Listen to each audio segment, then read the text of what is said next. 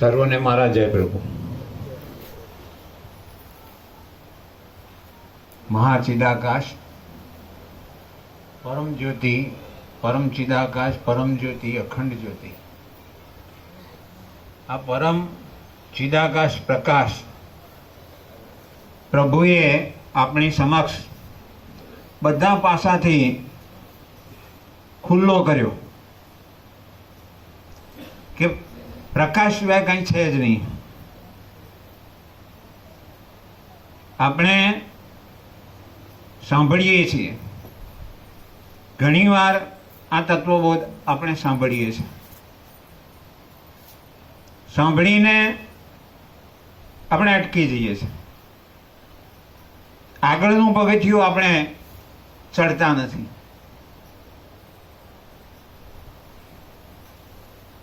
શ્રવણ પછી મનન, નિધિધ્યાસન અને છેલ્લે અનુભવ. આ અનુભવમાં જ્યાં સુધી ના આવે ત્યાં સુધી સાંભળેલું બધું નકામ. આપણામાંથી ઘણાને આનો અનુભવ થાય છે. જે જાગૃત જીવ હોય, જાગૃતિવાળો હોય, એ જીવ અનુભવમાં લાવવાનો પ્રયત્ન કરે છે. અને એના દ્રષ્ટાંતો અહીંયા આગળ તમે તમારી સમક્ષ જોયા. જે આગળના અમુક વક્તાઓ બોલ્યા, એમના જીવનમાં કંઈક પ્રકાશ થયો છે એવો અનુભવ તમને થયો છે અને મને પણ થાય છે. તો અનુભવ વસ્તુ અગત્યની છે. અને એ અનુભવ ક્યારે થાય? એકલા બેસીને કરશો તો નહીં થાય, પણ પ્રભુના સાનિધ્યમાં, એમની હાજરીમાં, એમના સ્વમુખે વારંવાર તત્વબોધ સાંભળશો તો ધીમે ધીમે ધીમે ધીમે ધીમે ઘસારો પડશે. અને આપણે જાણીએ છીએ કે કટાયેલું, કાંઠ ચડેલું વાસણ હોય તો એક વખત સાફ કરવાથી ના થાય, પણ વારંવાર એને સાફ કરીએ તો ધીમે ધીમે એનો કાંઠ જતો રહે. એટલે કારણ કે આપણે કટાયેલા વાસણ જેવા છીએ. અનાદિનો અભ્યાસ છે, એક જ તરફનો. આપણને ચિદાકાશ પ્રકાશ એ તો અહીં જ જોવા મળે છે. નહીં તો મોટે ભાગે આપણે આપણું જીવન આભાસમાં જ પૂરું કર્યું છે. આપણે બે આંખોથી જે જોઈએ છે, ચર્મચક્ષુથી જે જોઈએ છે, એ બધું ચિદાભાસ જ છે. એમાં સુખ અને શાંતિ નથી, દુઃખ અને અશાંતિ જ છે એમાં. અને એમાં જો સુખ શોધવાનો પ્રયત્ન કરીએ તો એ સુખ કદાપી આપણને મળે નહીં. આપણે ગમે તેટલા જન્મો લઈએ, આ જન્મ મરણમાંથી આપણો છુટકારો થાય નહીં. તો એ છૂટવા માટેનો પ્રયત્ન એ આપણે બધા અહીં ભેગા થઈને કરીએ છીએ. અને એ પ્રયત્ન જો આપણે ચાલુ રાખીએ, આવા તત્વબોધનું વારંવાર શ્રવણ કરીએ અને પ્રભુના જીવનને આપણે પ્રત્યક્ષ નિહાળીએ.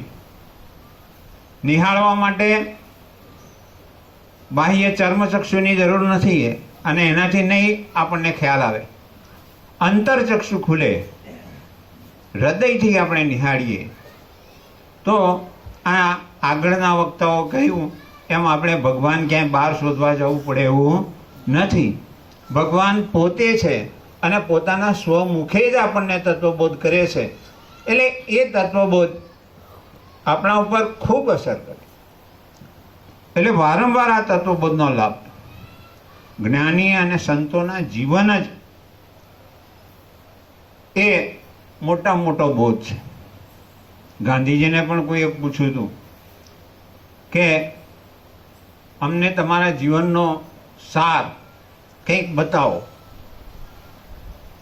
તો એમણે કહ્યું કે મારું જીવન, અથવા સાર એટલે સંદેશ, મારું જીવન એ જ મારો સંદેશ છે. એમ અહીં પણ પ્રભુનું જીવન એ ભલે આપણને એમ માણસ જેવા લાગે, આપણા જેવું જ કાર્ય કરતા હોય, હરતા ફરતા બધું એ બધી ક્રિયાઓ કરતા હોય, પણ એમાં ક્યાંય છાંટો પણ મારાપણાનો, અહમનો કે એવો ક્યાંય આપણને જોવા મળે નહીં. એટલે સંતોનું જીવન જ આપણને મોટો ઉપદેશ આપે છે. અને એ જ સંદેશ આપણને આપણનું આગળનું ભાવિ એ આપણું સ્પષ્ટ કરે છે. એનું એક દ્રષ્ટાંત આપું હું તમને. ગોરા કુંભારનું નામ તો તમે સાંભળ્યું છે બધાએ. એક વખત ગોરા કુંભારને ત્યાં બધા સંતો એકઠા થયા. એની અંદર નામદેવ, મુક્તાબાઈ, જ્ઞાનેશ્વર, આ બધા સંતો એકઠા થયા. એ સંતો એવા હતા પરમ જ્ઞાની અને પ્રત્યક્ષ, જેમણે પરમાત્માનો અનુભવ કર્યો હતો. એવા નામદેવ જ્યારે ભક્તિ કરતા ત્યારે ભગવાન એમની સમક્ષ આવીને નાચતા. આપણને આપણા ગુજરાતના એવા સંતોને પણ ખબર છે, નરસિંહ મહેતા. તો નરસિંહ મહેતાના જીવનમાં ભગવાને એમને ક્યાં કેવી મદદ કરી છે અને ક્યાં કેવી રીતે હાજરી આપી છે આપણે જાણીએ છીએ. તો એ જ રીતે અહીં પણ જે જ્ઞાનદેવ, મુક્તાબાઈ, નામદેવ, આ બધા પણ એવા સંતો હતા જેમને ભગવાન મળ્યા હતા અને પોતે ભગવાન થઈને જીવ્યા હતા, રહ્યા હતા. આ બધા મહારાષ્ટ્રના સંતો છે. તો મુક્તાબાઈ પેલા ગોરા કુંભારને ત્યાં તો વાસણો ગળાતા હોય અને એમને એક ટપલો જોયો, જે કુંભાર જેનો ઉપયોગ શું કરે, માટલાને કાચા કે છે કે પાકા છે એ જોવા માટે કે આ ટકે એવું છે કે આ ટકે એવું નથી, એવું ટપલા મારી મારીને નક્કી કરે. તો મુક્તાબાઈએ પૂછ્યું કે આ શું ટપલો છે, આનાથી શું નક્કી થાય કે માટલું કાચું છે કે પાકું છે?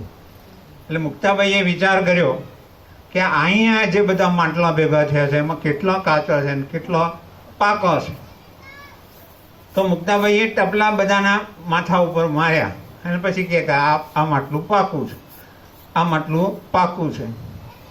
એ મારતા મારતા નામદેવ પાસે આવ્યા.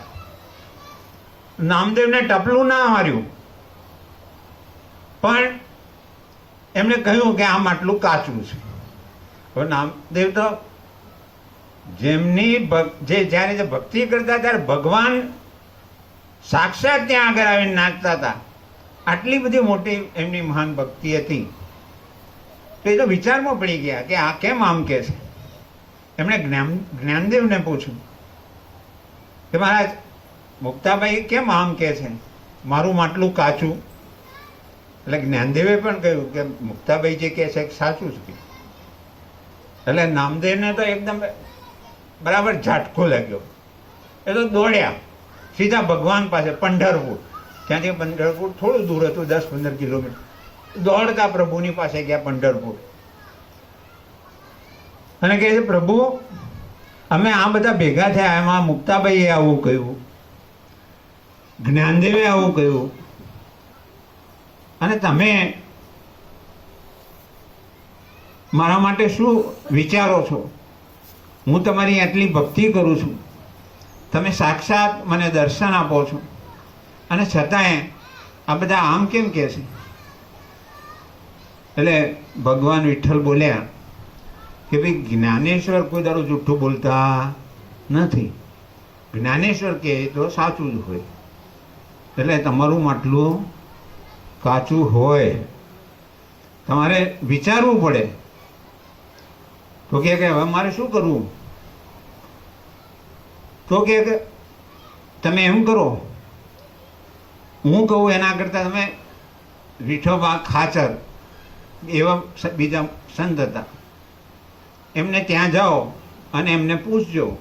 એ તમને રસ્તો બતાવશે અને એનું કારણ પણ બતાવશે. આ ત્યાંથી ઉપડ્યા, વિઠોબા ખાચરના ત્યાં પહોંચ્યા. ત્યારે વિઠોબા ખાચર મહાદેવના મંદિરમાં જે શિવલિંગ હતું એના ઉપર પગ મૂકી અને ઘસઘસાટ ઊંઘતા હતા. હવે આ તો વિચારમાં પડી ગયા કે આ મને શું માર્ગ બતાવશે. જેને પોતાને ખબર નથી કે મારે કેવી રીતે હુઈ રહેવું જોઈએ, ભગવાન ઉપર પગ મૂકીને હુઈ રહેવાય કોઈ દાડો? અને આવા ભક્તતા હશે કે આવા જ્ઞાનીયતા હશે? પછી તોય ના રવાયું એટલે એમને જગાડ્યા. એ ઉઠો ઉઠો ઉઠો, તમે આ શું કરો છો? પછી ઉઠ્યા, ઓળખાણ આપી અને મને એમ કે ભગવાને અહીં મોકલ્યો છે પંઢરપુરથી,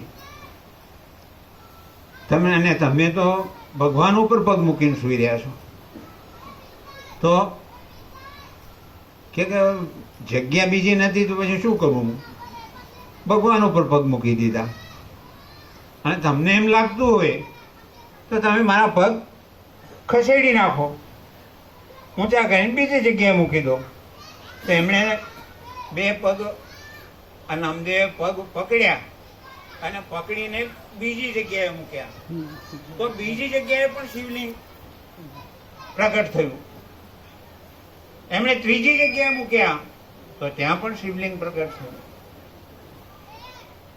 કહેવાનો અર્થ એ છે કે સંતો બતાવે છે કે કોઈ પણ જગ્યા એવી નથી કે જ્યાં ભગવાન નથી. બધા ભગવાન છે, બધામાં ભગવાન છે ને બધે ભગવાન છે. તો આ બોધ આપણને અહીંથી પણ મળે છે. એટલે આપણે સતત અહીંયા આગળ આવીને આ પ્રભુનો તત્વબોધ સાંભળીએ એવી ઈશ્વરની પ્રાર્થના.